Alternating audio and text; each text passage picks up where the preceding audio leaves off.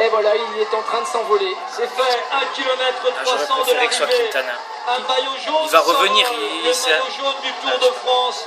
Le super favori du Tour de France compte tenu de ses résultats en 2013. Il en peut plus. L'invincible Christopher Froome va tout faire. Victoire sur le Ventoux, maillot jaune sur le Ventoux, maillot blanc à pois rouge sur le Ventoux et quasiment une victoire sur le Tour de France 2013. C'est l'homme le plus fort du Tour. La faiblesse, c'était peut-être son équipe. Attention, il reste encore une semaine. Des difficultés qui seront différentes. Nous aurons plus cette arrivée au sommet du Ventoux qui lui convenait parfaitement. Mais Christophe et là, il va se fatiguer, Froome, c'est l'homme le plus fort de ce Tour 2013. Ne renions pas parce que là, il a une semaine. Aujourd'hui, au terme de cette étape, de cette 15e étape, en ce 14 juillet, on serait capable de vous dire quel est l'homme le plus fort sur le Tour. Mais le Tour n'est pas fini. Loin s'en faut, la 3e semaine est compliquée. Et tout peut encore arriver à une équipe Sky qui a montré des faiblesses.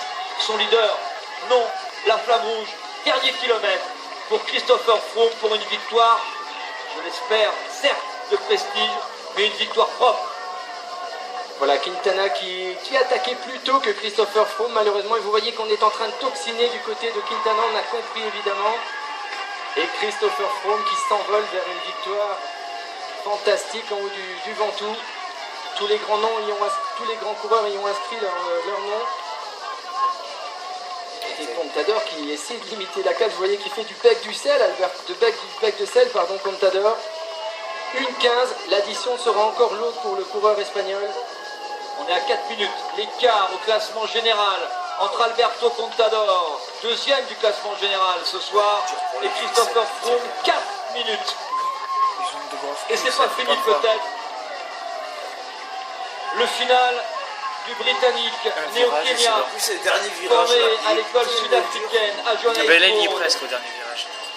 Révélation du Tour d'Espagne, deuxième du Tour d'Espagne 2011, deuxième du Tour de France 2012, vainqueur à la planche des belles filles, l'homme qui avait ouvert la route et offert le maillot jaune sur les Champs-Élysées au premier Britannique de l'histoire, Bradley Wiggins, qui n'est pas là.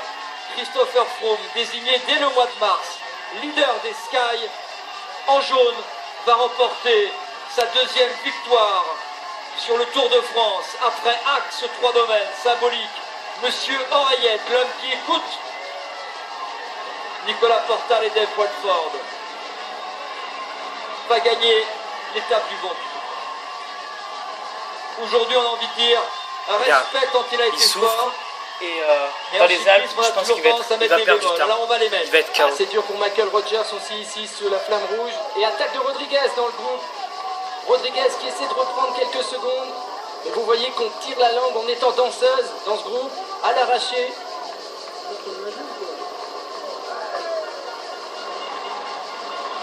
Un peu plus de 5h47 pour Christopher Froome, qui va en terminer. 6 heures.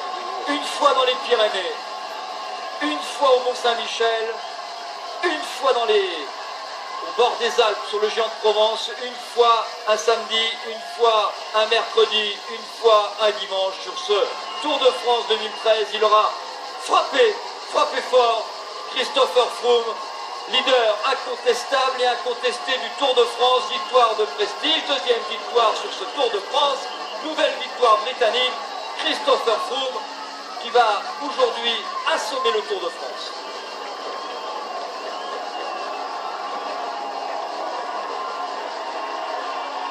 Dernier virage, on est terminé. Il se dresse à lui. Christopher Froome, le seul, avec Eddy Merckx, c'était en 1970, à s'imposer avec la tunique jaune au sommet du Mont Ventoux.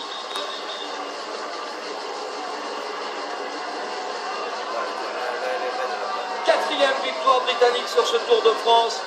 Un maillot jaune heureux, un maillot jaune qui a frappé sur ce Ventoux.